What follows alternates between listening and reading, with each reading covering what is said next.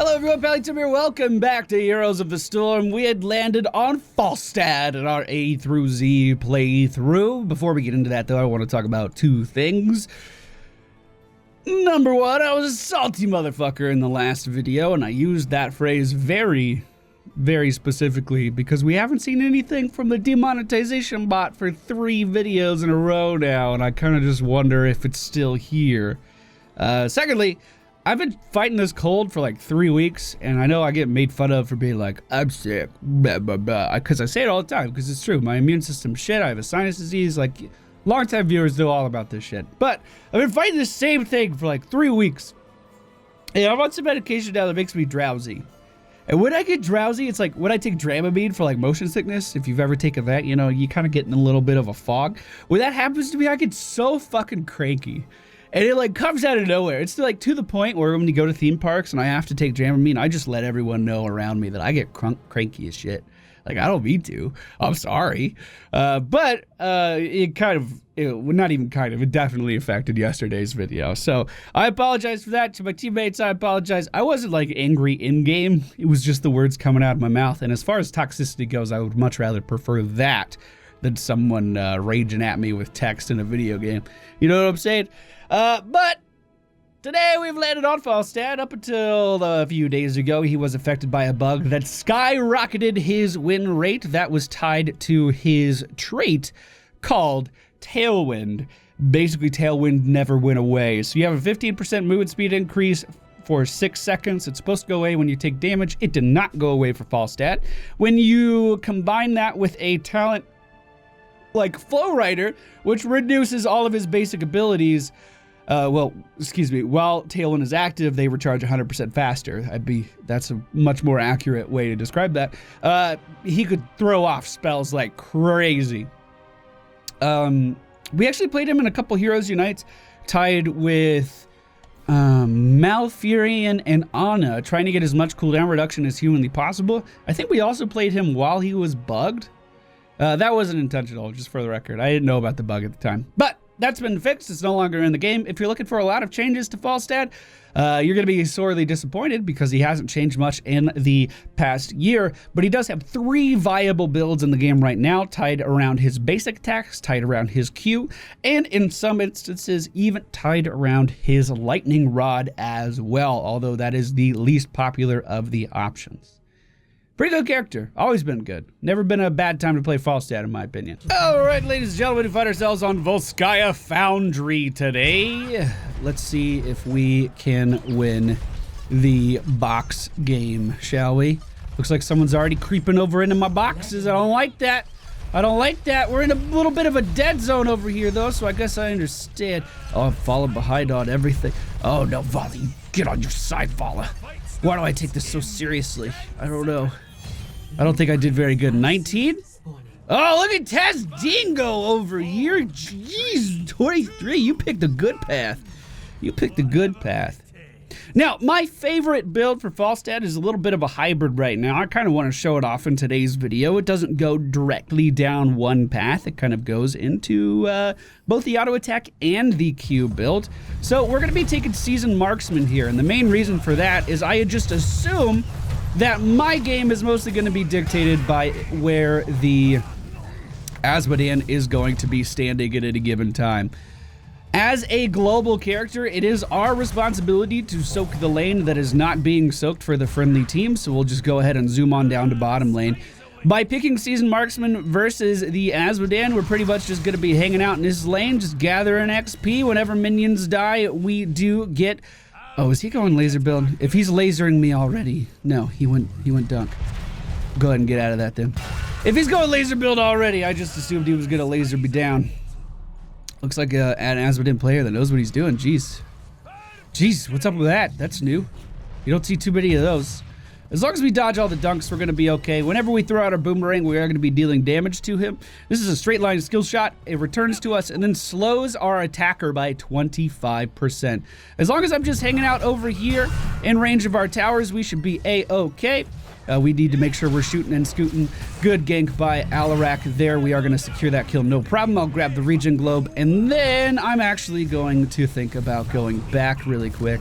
Now, again, I did mention that we are a global character. This means that our mount ability allows us to go to travel vast distances, on the map very, very quickly. So if we want to go down to the bottom lane, all we do is simply target the area we want to fly to. Then our mount will take us there. And this is on a 55-second cooldown. Over the course of the last year, this number has been tweaked a little bit. It was as low as 45 seconds. It was as high as 60 seconds. It changes. They're still trying to figure out what they want to do with globals, it seems like, which I think is totally fine. It is very, very, very strong. But basically, when you're playing Falstad, you need to understand when you should walk to a lane, you need to understand when you should fly to a lane, and honestly, I probably could have walked down to that last one, just so we're all on the same page there. I'm going to wait for one more wave because I want to push it into the tower while we're gone. We'll kill off these guys in the back first. It looks like our team's doing just fine, actually, so maybe we'll just stay here and continue to get XP. If we wanted to counter D.Va, we have that option coming up as well. With our flight coming off cooldown in 5 seconds, we could teleport up there very quickly, but it looks like the team needs us on the objective, so I'm going to be moving in for that now. Focusing Mouth AL, trying to remember to shoot and scoot. We are going to be able to take him down, no problem. Dodging the Chromie skill shots. Looks like we might be able to kill off Falstad, or kill HotS as well. And now we are sitting at 6 season marksman stacks already, which is pretty good for me. Now that we've cleared middle lane, we might want to think about rotating back down to bottom to continue to get that XP, but it looks like Nova is right on board with that, and we are slowly channeling up the objective for the friendly team. Slowing down Azmodan here is going to allow us to get a couple auto attacks in, even though I think our boomerang only hit a minion and not actually Azmodan. I'm going to peek for more assistance here because I need to be soaking the lane rather than standing on this objective, so hopefully more of the friendly team does rotate in. Vala very aggressive versus the Azmodan is going to take him down, and it looks like we have a little bit of an opportunity to attack Mouthiel before he leaves as well. At level 7, we are going to go for Boomerang. This is going to allow us to reactivate our Q ability for another burst of damage, as you just saw there, with, you know, the combination of Nova and Vala coming in for burst damage as well. It could be pretty substantial, and that's even without stacking it up with our level 1 talent. What is that called? That's even without stacking up with Gathering Storm. We could simply just deal bonus damage with Boomerang, and it ends up working out. Secret Weapon I don't think is that appealing for an auto attack build, simply because it's a very short window that you have to attack in, but just being able to reactivate your Q ability can be so strong, and it's so much burst damage on top of the auto attack damage that you're already dealing. At level 4, we did pick up the Hammer Gains, which is Falstad's unique Vampiric Assault. I don't know why it's unique to him. Maybe the percentages are different, but they're trying to phase out a lot of the old talents, but you'll notice them creeping into Falstad's kit here and there as well. We're going to kill the well first because it takes all of the sustain away from the enemy team down here in the bottom lane, and because the last objective was middle, we have a 50-50 chance that the next objective will be down here. So we don't want that pesky sippy cup keeping the enemy team alive when we don't need it to be here. This push is still going pretty well. One thing I want to talk about with Falstad really quick that just changed is if his flight is canceled by any reason, it does go on a 10-second cooldown. Which means that you have to be very meticulous with, like, when you use your flight. You got to use it at the right time. Why do I feel like we're about to get temporal looped? So in situations like what we were just in, it would be pretty common for Falstads to simply fly on out of there, just hit Z and leave, honestly. But you can't really do that anymore. You have to pick and choose, because if it's interrupted, it's quite a hindrance. You also notice that right now I could immediately fly down to the bottom lane, but I'm opting to skip this wave of XP in order to make sure I have my flight up for the next objective, which should be coming up pretty soon. Although top lane is being pushed by D.Va, I'm going to stay down here and try to get this fort down as fast as possible, simply because we know the objective might be down here next. Vala was taken down for the friendly team, but HotS died for the enemy team, so we're trading pretty evenly right now, and it looks like Chromie was rotating down to me, so maybe I'll throw 1 Q, get a stack, and then position somewhat safely. But no, she was going up top. Okay, so we're fine. Let's go, let's go. We should be able to get a pretty good push here, especially because we just have the minion wave reinforcing us. Is he going convection open? No, okay. Uh-oh. Now I gotta show him the moves, boys. Yeah! Oh, this isn't going as well as I wanted. Yeah, those were the moves, all right. Yeah, showed them. Our W ability is called Lightning Rod, and what this does is a point-and-click damage that comes in waves. After you use it, you get kind of a targeting reticle around you. Gotta find my camera. Targeting reticle around you, and you need to keep the target that you have the lightning rod on within the circle in order to continue dealing damage. There are builds for Falstad that allow you to spike up the damage for the lightning rod very, very quickly. Our E ability is called Barrel Roll. This is what we're using to gain short. See, I fucking canceled my flight because I wanted to change where I was gonna go. And this is a brand new mechanic to me. It's only been in the game for a few days. And now I have to wait the whole 10 seconds. I just wanted to move my flight slightly back in middle lane so I wasn't in front of the gate, but they're making it a big deal. I suppose I should keep my flight up just in case Asmodan decides to push the bottom lane here, which it kind of looks like he was wanting to do. Yeah, fight me. All right, one down. Let's go grab the sippy cup, and I'll be on my way. I picked up Mighty Gust for a couple reasons. Number one, it's probably the most consistent of all the talents at level 10, of the 2 talents at level 10. Shock and Eye is very good, and it has been buffed in the past year. Also, it's called Hinterland Blast, just for those of you that aren't in the know. Its name back in the alpha used to be Shock and Awe, excuse me. And I think it has such a better ring to it that I never call Hinterland Blast. It's like disgraceful. Shock and Awe is the one and only name that ability has for me. I'm just going to soak XP in other lanes while this is going on. The friendly team should be totally fine. We could just barrel roll down here. Get a little bit of health off of their diva. Don't mind if I do. Thank you, baby girl. We're going to lose. Fuck! I believed in that so much! Oh, no! Oh, no! So Shock and Awe, if you use it on an enemy hero right now, you get 20, and it hits. Like, if it hits one hero, you get 25 seconds of cooldown reduction, which is necessary when the fucking thing has a 120-second cooldown. But if you hit several people in the middle of a team fight, that cooldown reduction stacks. So you have a heroic ability that if you perform well with it and you find the perfect opportunities, you all of a sudden can get tons and tons and tons of value. But it's also completely garbage if you miss. Like, it's a long cooldown if you miss. Where Hinterland Blast is a lot less of a one-dimensional ability.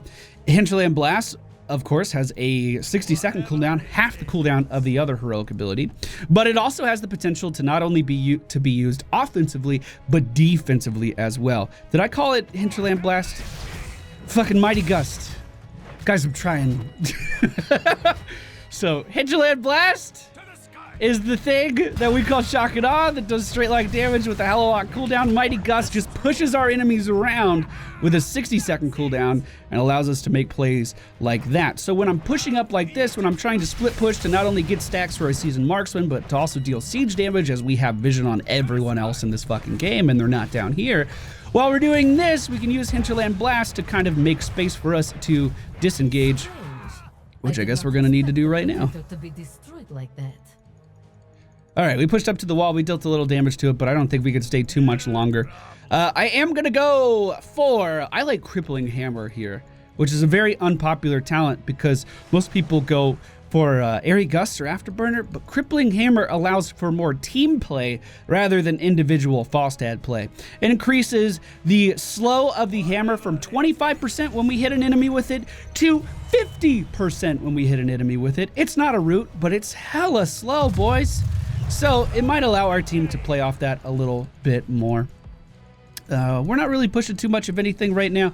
We do have a talent advantage, hopefully because of my XP contribution. Until a moment ago, I did have the highest in the game, so I'll just say it's because of my XP contribution. Let's go ahead and barrel roll out of that. We'll be A-okay. The friendly team looking to push top right now for some reason. We can go ahead and just gust her back so Alarak doesn't take too much damage during that rewind. We want to keep him safe. We care about our team. And honestly, that's about the only interrupt we have for the Chromie combo. Now, unfortunately, I do believe... Oh, no, they're on the same cooldown, too. So every time she wants to use the temporal loop, she has to answer to me. She has to answer to me. Yeah.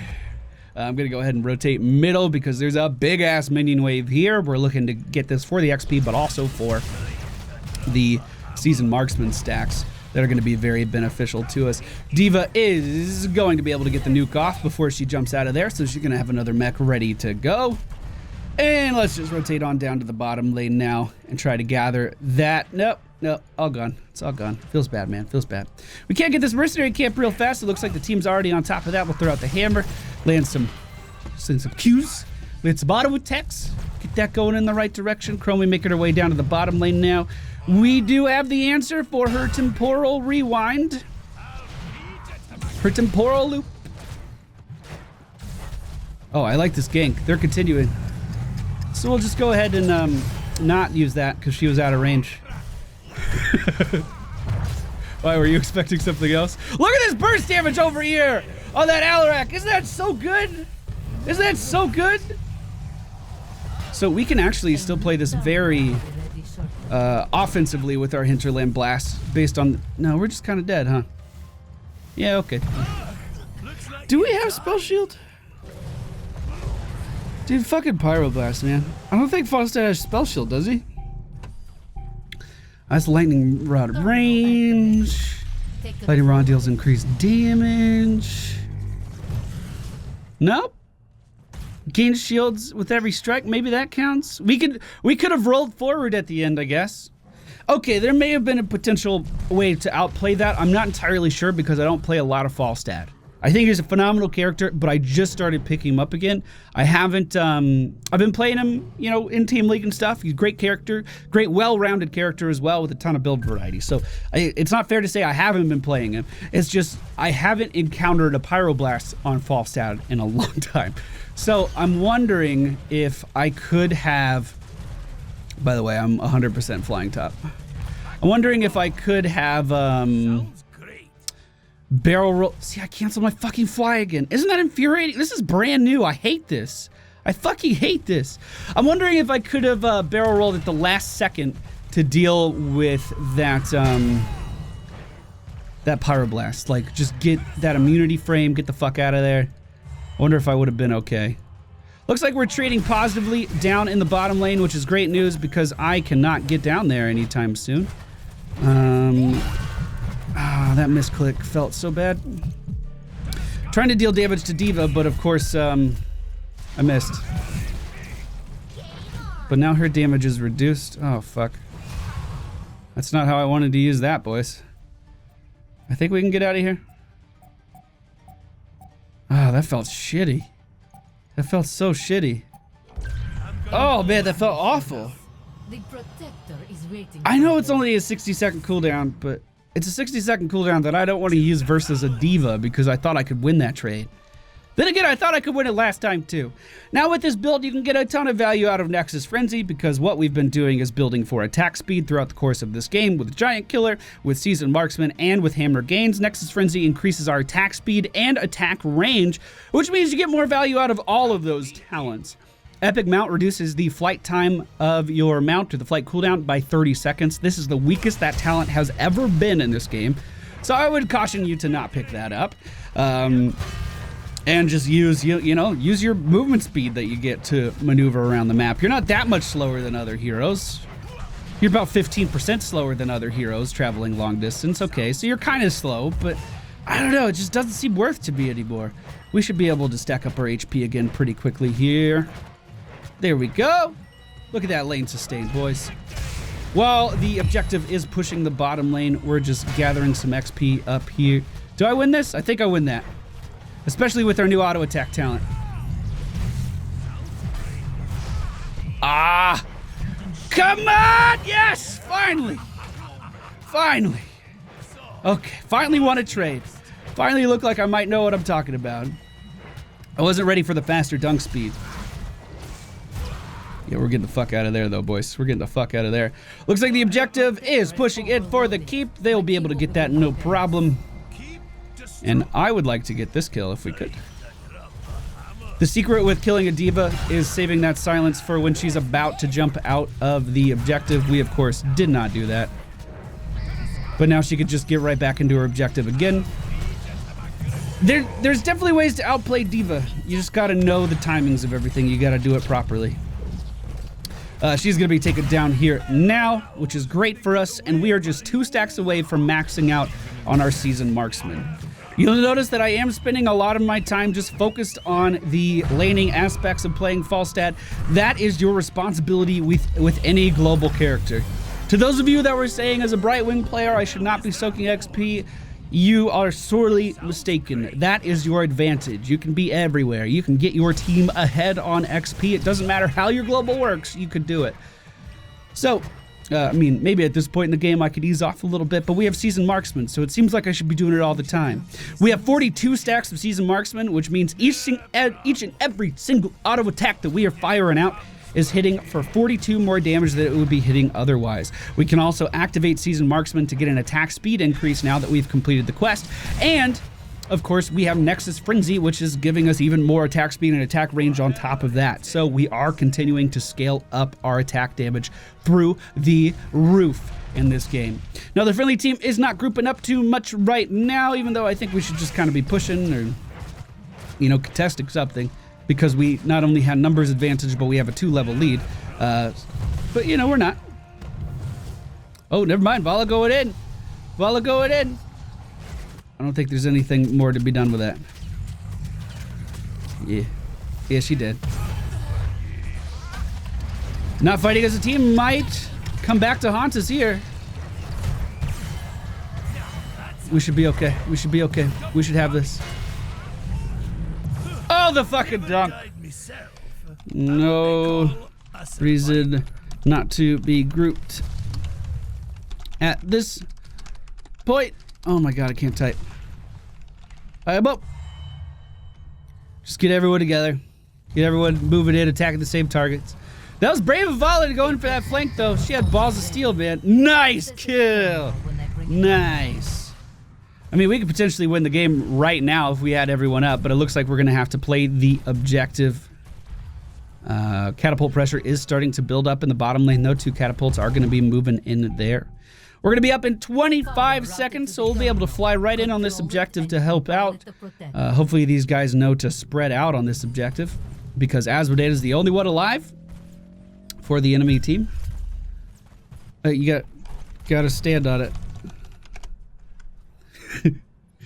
Well, we're not channeling at all. Okay, all right. On my way in. On my way in. I want to use our Mighty Gust offensively in this game. I feel like all I've done is use it defensively. Also, I want to just bring... I just want to reference the Zero Stress Falstad build. I miss it so much. It was my favorite build the whole game. Picking up Vampiric Assault and First Aid and shit. God, it was so good. God, there wasn't a time, there wasn't any situation that the Zero Stress Falstad build wasn't just the best in. What should be? Isn't that healthy for the game in the grand scheme of things?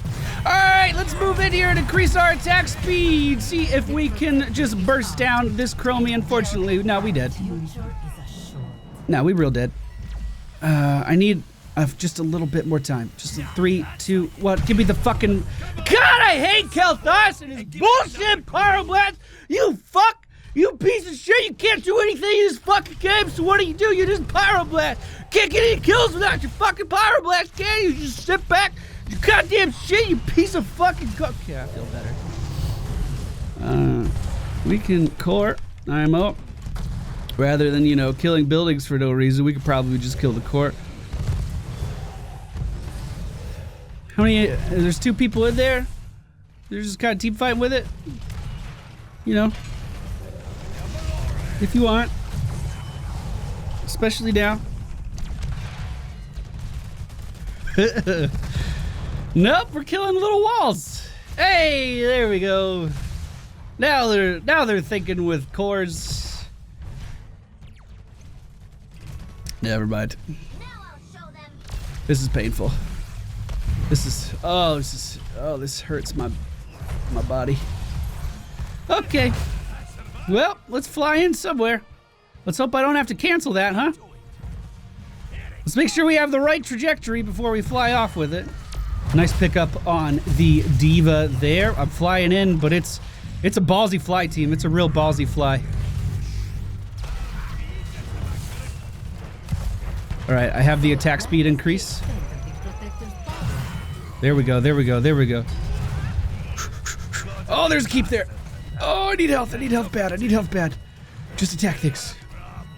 Okay. We can at least get this. Honestly, we could still core. I really think so. I really think so. All right. Push this in, grab the region globe. Grab that region globe. All right, we're back at a healthy state. Where is she? I tried to save him, I tried. There's the Q. There we go, boys, there we go. Just keep attacking, fuck. Please kill the core, please. Oh, just auto attack. There you go. No, just auto. There you go. Just. Oh, this is torture. All right. Could I have played better? Absolutely. Could my guts have been better? Absolutely. But I think I got all the points I wanted to get across out there. He had the bug up until earlier this week that gave him all that cooldown reduction all the time. Flight changes, we talked about that, and I hate him. I don't like him at all. The 10-second cooldown just seems like it punishes you for like saying I'd rather go here instead, which is stupid. We talked about the shotgun on cooldown reduction. Oh, one thing we didn't talk about is the fact that Falstad gained bribe last year, within the past year. So Wingman, every enemy killed near Falstad grants a stack of bribe. Falstad can use 20 stacks to bribe a mercenary in the mercenary camp. Increase, oh my god, holy shit. Instantly defeating them. Dyslexia, it's real hard, team, it's real hard. And permanently increasing the damage of lightning rod by 5%. That's the interesting part of that. It's not just bribe anymore. It is a direct buff to your lightning rod damage if you wanted to go down that path. Now, when would you actually pick lightning rod? Versus a team that has a heavy front line, maybe 2 supports who are just going to be walking into you all the time. That is when you could pick lightning rod and try to just deal damage with that. You just have to stay in the vicinity of the enemy heroes as they're pushing in on you. But that's it for me today, guys. Hope you enjoyed today's video. Up next, we have this guy who I wish wasn't in the game. Okay, see y'all next time. Bye.